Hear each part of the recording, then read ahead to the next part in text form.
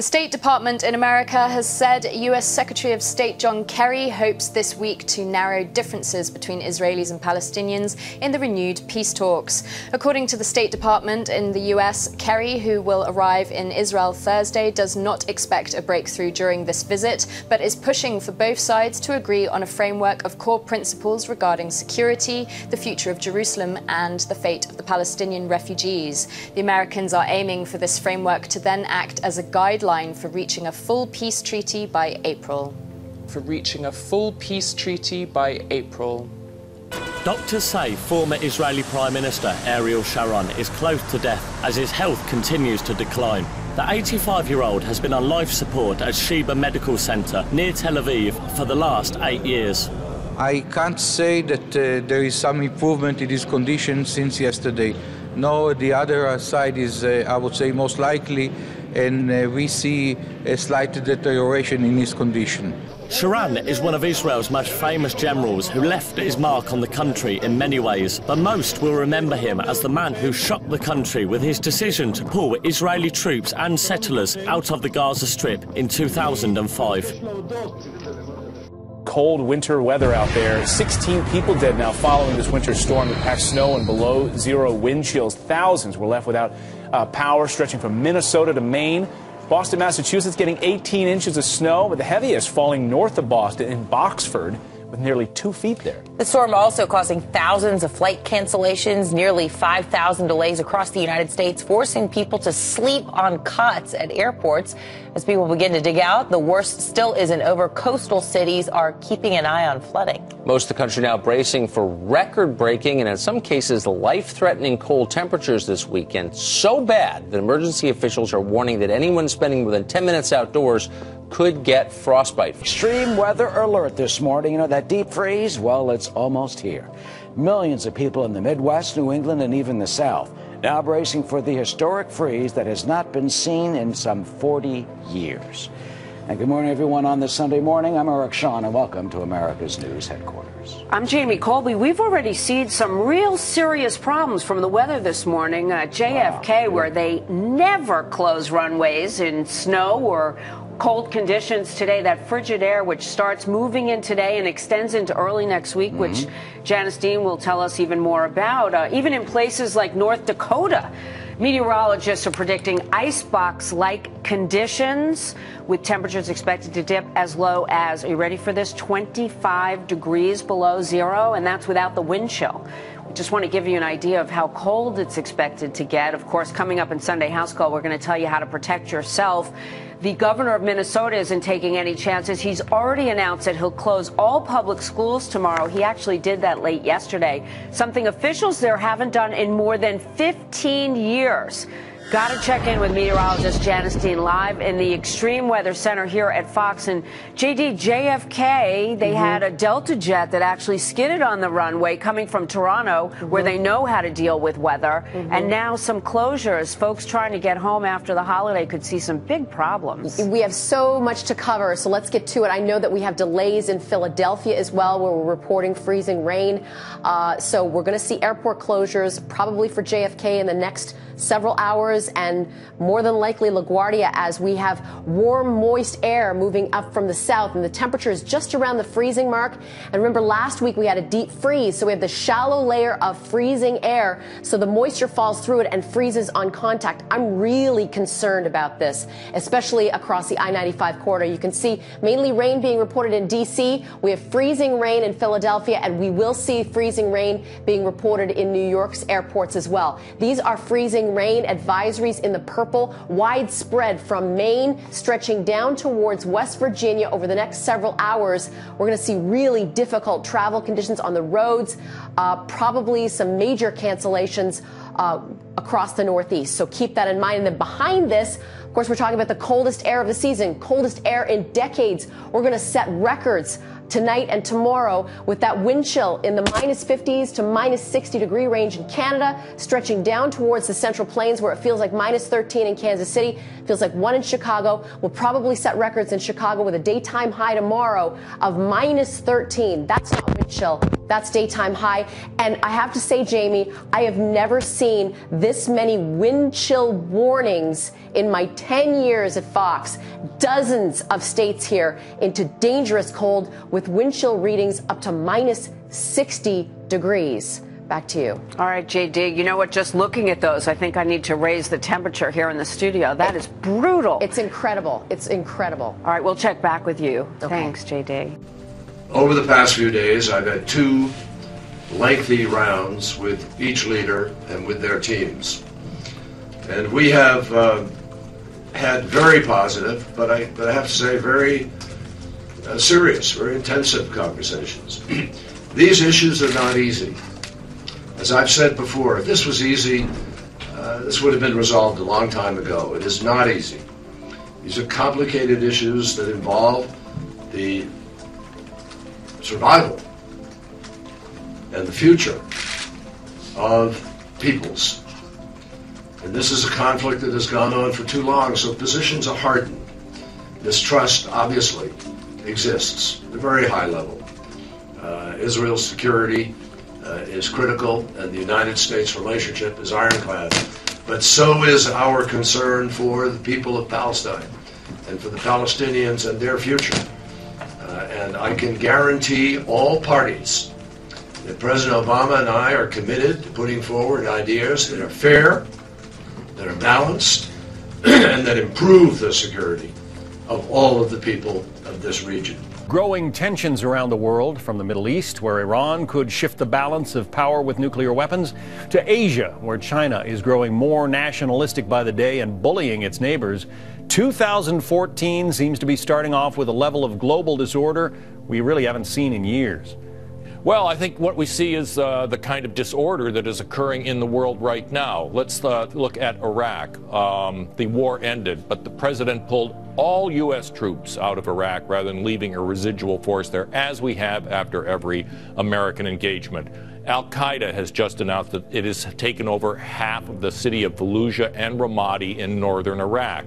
Al-Qaeda is on the move there. The Syrian civil war is attracting Al-Qaeda fighters from all over the region. And you've got a situation in the Middle East now where refugees by the hundreds of thousands are spilling into Jordan. This could set off a tinderbox there, and the United States simply is not engaged. Instead, we're trying to solve the Palestinian-Israeli problem. Well, the Palestinian-Israeli problem is one that's been going on for decades, really since the creation of the modern state of Israel. But is it worse now than it was, say, 10 years ago? Well, I have always thought of the Israeli-Palestinian problem as kind of the Bermuda Triangle for U.S. Secretaries of State. Everyone has to wade into it, try to solve it, and most of the time they fail. And the situation is such now that there's no reason to expect a solution to that problem. And I think the Israelis understand they have to kind of go along with this, because if sometime in 2014 they decide they have to take action against the Iran's nuclear reactors, they're going to want the United States to support them. So they can't afford to alienate them over the Palestinian issue.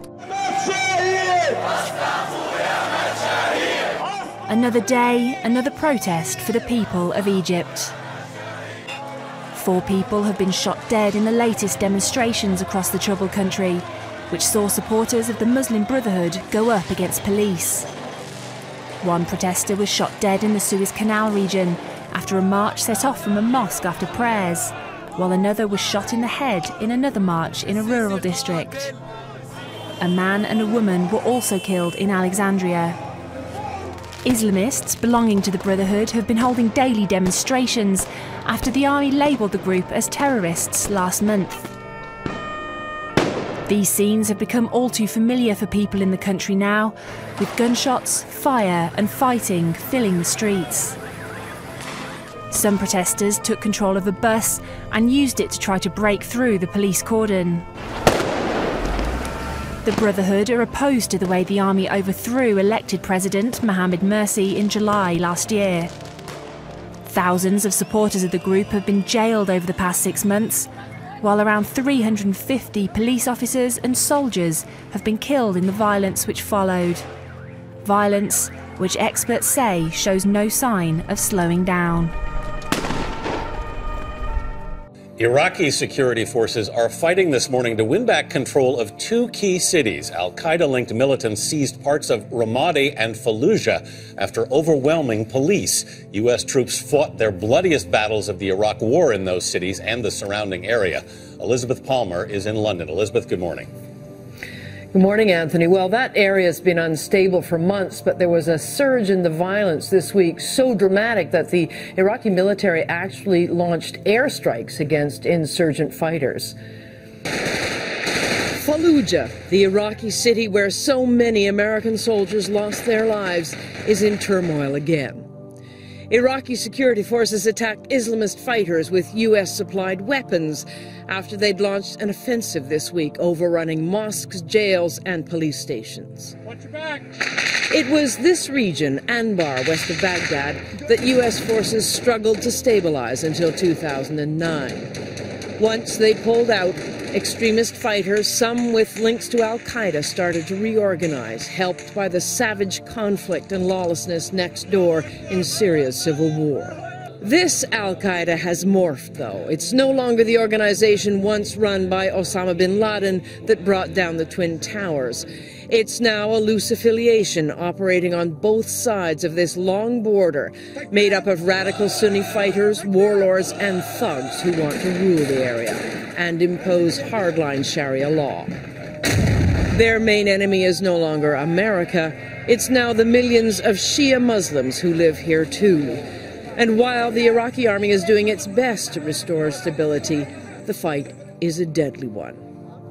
Capital of Lebanon, burnt cars and shelled out buildings now line a busy street in Beirut where an SUV packed with explosives killed at least 4 and wounded more than 50. The blast happened at the height of rush hour. It was designed for maximum damage.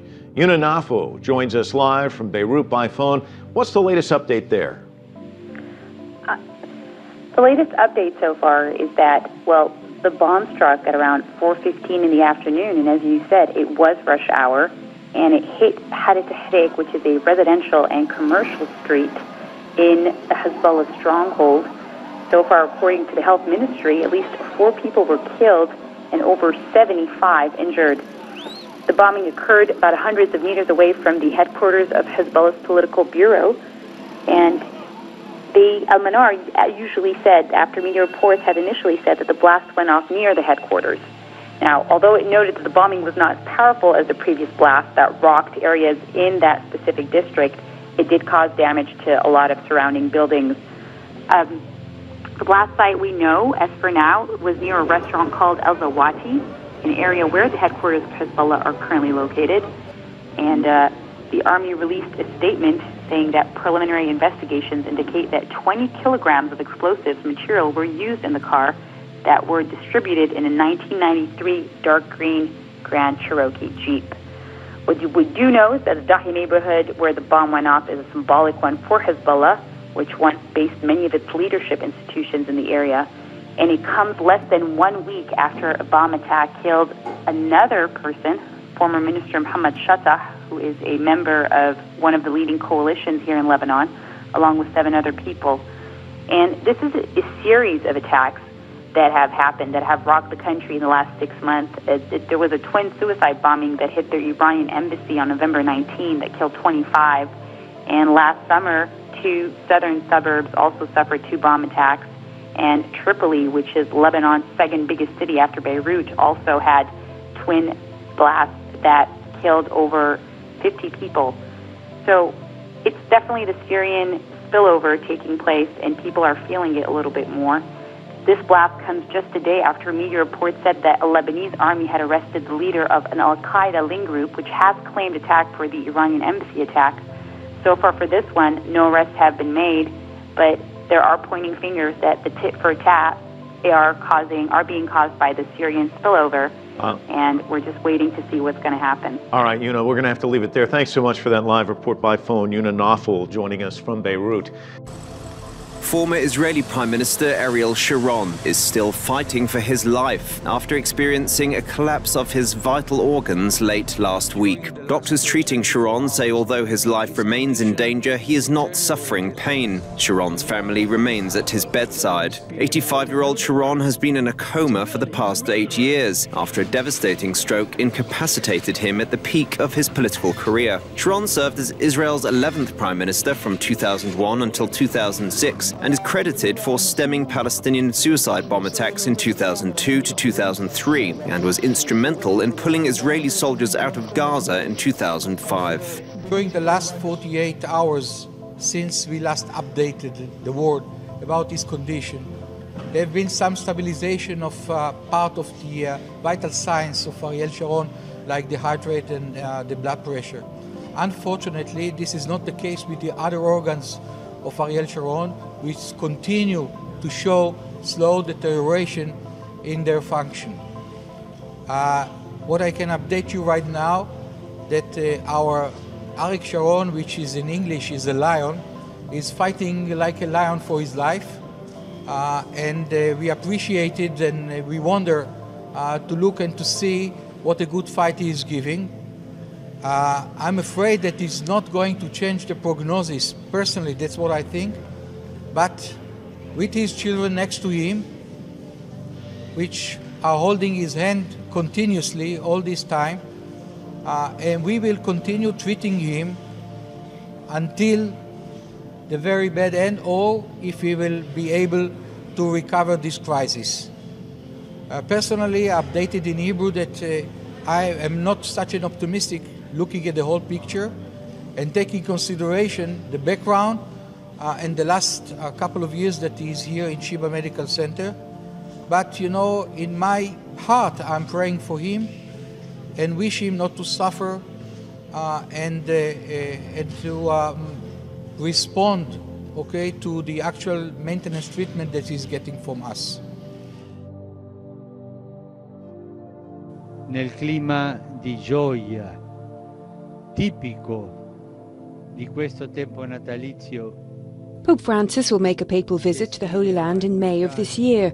Speaking to pilgrims before the recitation of the Angelus, the Pope said, "In the climate of joy typical of this Christmas season, I wish to announce that from the 24th to the 26th of May next, God willing, I will make a pilgrimage to the Holy Land." The Holy Father went on to say that the main purpose of the trip is to commemorate the historic meeting between Pope Paul VI and Patriarch Athenagoras, which took place on January the 5th, 50 years ago. Pope Francis told those present that during his journey he would be visiting Amman, Bethlehem and Jerusalem. He also said there would be an ecumenical meeting held at the Church of the Holy Sepulchre. He ended his announcement by saying, "As of now, I ask you to pray for this pilgrimage." Secretary of State John Kerry in the Middle East this weekend, meeting with Palestinian and Israeli leaders, all part of his latest attempt to try to secure a peace deal, creating a Palestinian state and setting a framework to guide talks for a final settlement.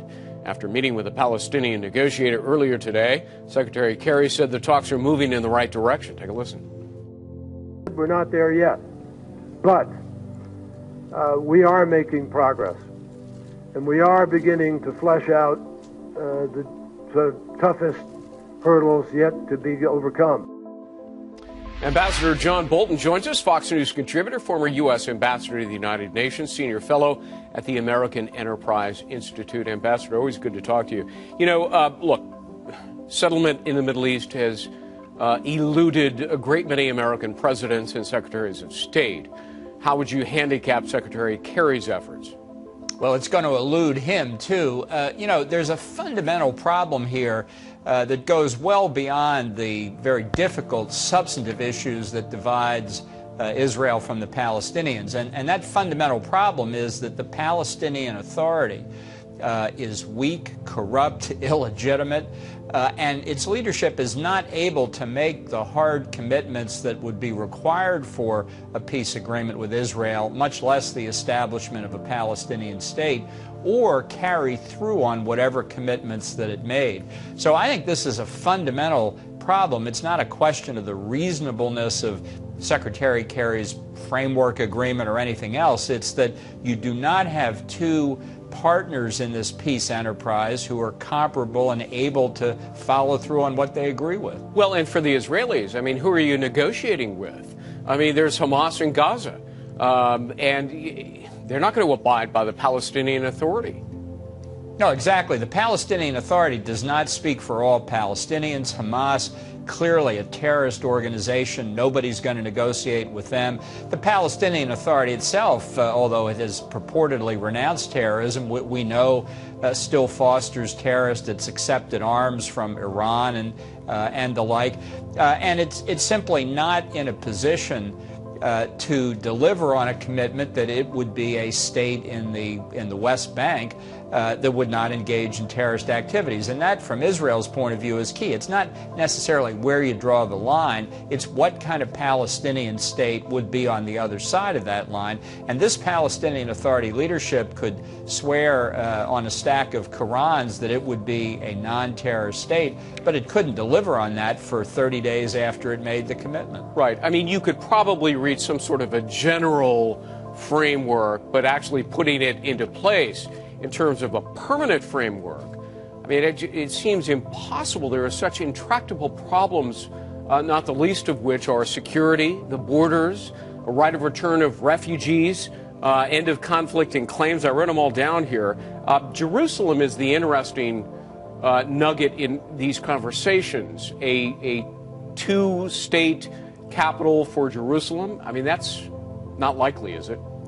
Look, my own personal view is that the two-state solution is doomed, at least until there's a representative Palestinian Authority that has some legitimacy in the consent of the Palestinian people. That isn't going to happen anytime soon. And I think that's one reason why what you see now is both the government of Israel and the Palestinian Authority see that this effort by Secretary Kerry and President Obama is going to fail. What they're trying to do is, both of them, is position themselves so that they can't be blamed for it. And that's why at some point might there be something called a framework agreement that would consist of principles like both sides want a peaceful solution. Yeah, I suppose that could happen. But realistically, in the real world, looking at whether there's progress, I don't see it. And what about the settlements? I mean, you've probably been to some of these settlements. I have. They're not going to leave. Israeli settlers, there are 18,000 of them.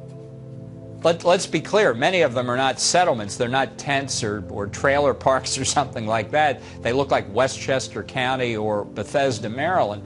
And settlements that Israel is about to announce construction of are going to be within lines that everybody agrees will end up being Israeli territory if there's a two-state solution. So I think there's a lot of posturing here, a lot of blue smoke and mirrors. Nobody wants to get blamed. The fact, though, is that by the United States spending all this time and effort on something that's doomed to failure, we're losing opportunities to address real problems. The President, the Secretary of State only have so much time in a 24-hour day, and wasting it on this effort between Israel and the Palestinians, I think, is a real opportunity cost for the United States. Ambassador John Bolton, great to talk to you. Thanks very much for being with us. Thank you, Greg.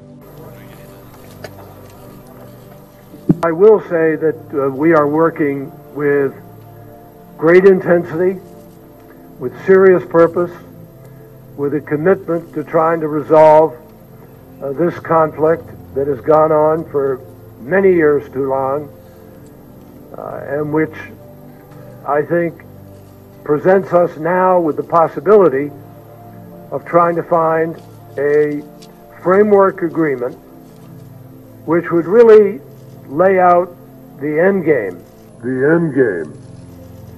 And lay out the framework for the major issues to guide the negotiations from this point forward.